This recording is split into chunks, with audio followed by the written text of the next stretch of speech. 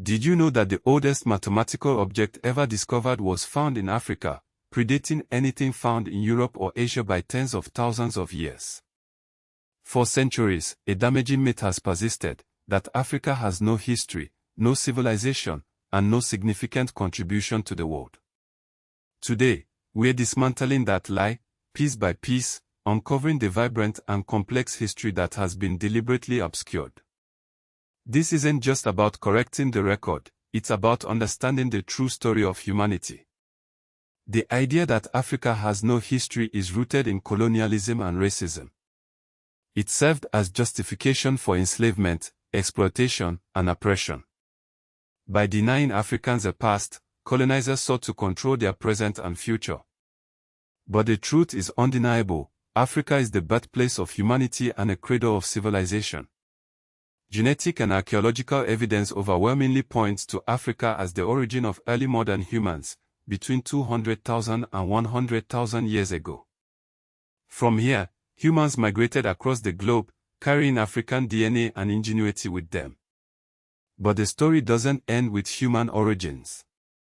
Ancient Egypt, a civilization that arose in northeastern Africa, developed writing independently, built monumental structures, and made groundbreaking advancements in mathematics, astronomy, and medicine.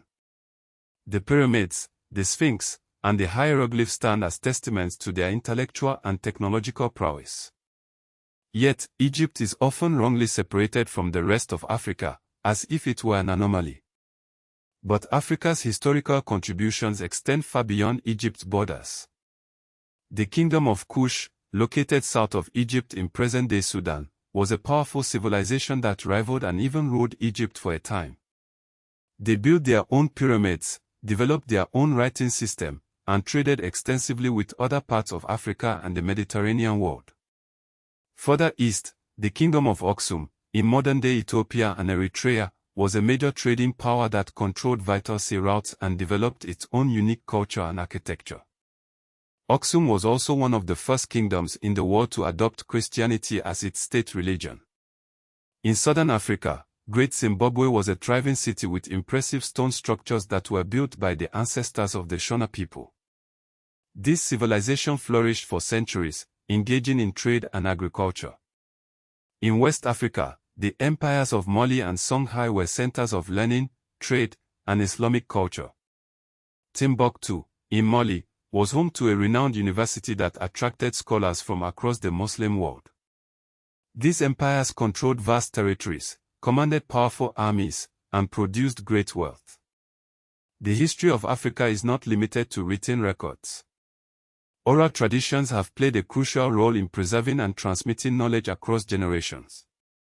Griots, or oral historians, memorized genealogies, recounted historical events, and passed down cultural knowledge through songs, stories, and proverbs. These oral traditions are valuable sources of historical information, providing insights into the lives and experiences of African people. One controversial aspect of African history is the question of iron smelting. Older narratives often claim that ironworking was independently discovered in sub-Saharan Africa. However, the archaeological picture is more complex. Scholars now believe that the spread of iron technology in Africa may have involved cultural exchanges and diffusion from other regions. The transatlantic slave trade and colonialism had a devastating impact on Africa, leading to the loss of countless lives and the destruction of cultural heritage.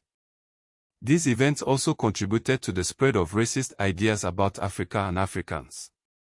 Enslaved Africans were stripped of their identities, their families were torn apart, and their history was erased. Colonial rulers deliberately suppressed African history, promoting the idea that Africa had no civilization of its own. Recovering African history is an ongoing process.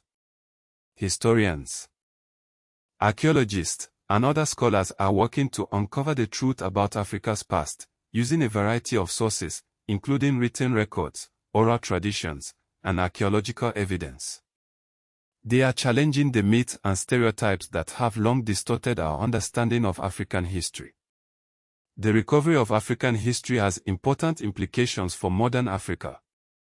It can help to promote a sense of cultural pride and identity, and it can also inform contemporary debates about development, governance, and cultural preservation. It is important to avoid two extremes. One is denying Africa's achievements entirely.